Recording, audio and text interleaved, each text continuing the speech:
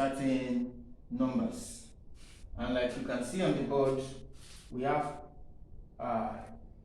two examples to work out here. The example one is 140, 240, and 340. And the second one is 240, 170, 180, and 360. So let's take this example one after the other. So we are going to use the simplest method in finding the H.C.F, which means the highest common factor. What is the highest common factor between 140, 240, and 340?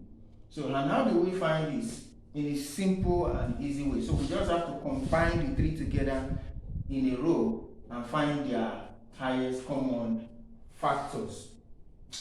So let's do it in this form. We have 140, 240, then 340.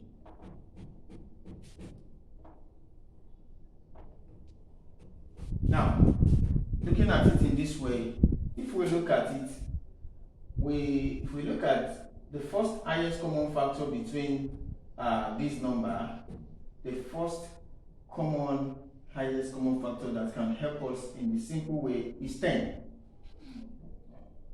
10 goes in 140, will give us 14, and 24 divided by 10 will give us 240 divided by 10 will give us 24, and 340 divided by 10 give us 34. So we enter 10 here,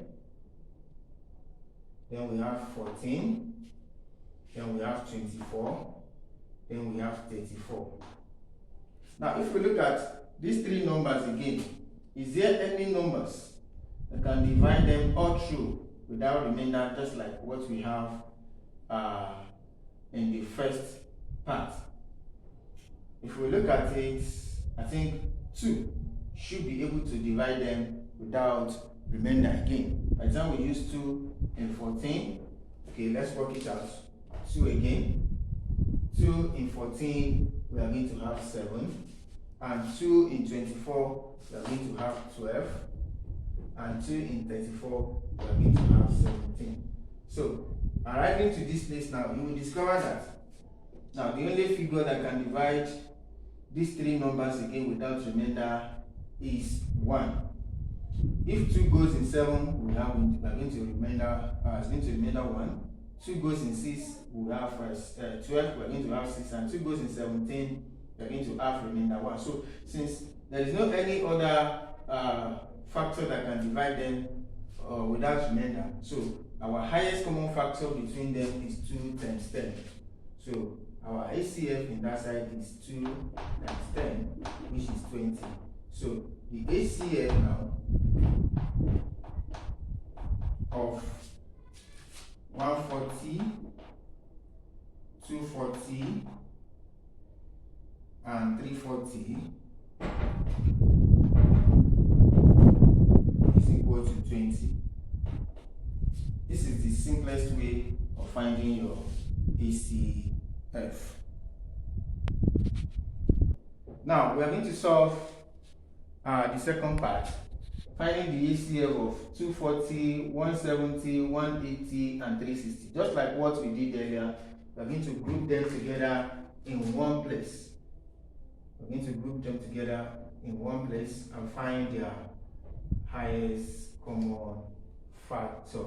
So we have here 240, 170, 180, and 360. Now, after grouping them together, we look for the highest common factor between them, like we did. If you look at it very well, you're going to have at least 10 in each of them. So by the time we put 10 here now, first, then we are going to have 240 divided by 10, that will give us 24. Then 170 goes in 170 divided by 10 gives us 17. Then 180 by 10 gives us 18. 360 by 10 gives us 36. Now, if you look at it very well now, you will discover that in each of these numbers, there are some numbers that can go in them, that can divide them without remainder, like 2 can go in 24, 2 can go in 18, 2 can go in 36, but 2 will not be able to go in 17 without remainder. So that means 2 will not be able to work. And again, 3 can almost go in these 3 categories without remainder, but 3 cannot go in 17. Why? Because 17 is an odd number. So an odd number may not be able to, any odd numbers, even number will not be able to divide them too. That is why no number can divide 17 without remainder. The only number that can divide 17 without remainder is just 1. And 17 also can be categorized as a prime number. Because it can only, a prime number is the number that 1 can only be divided by 1 and itself.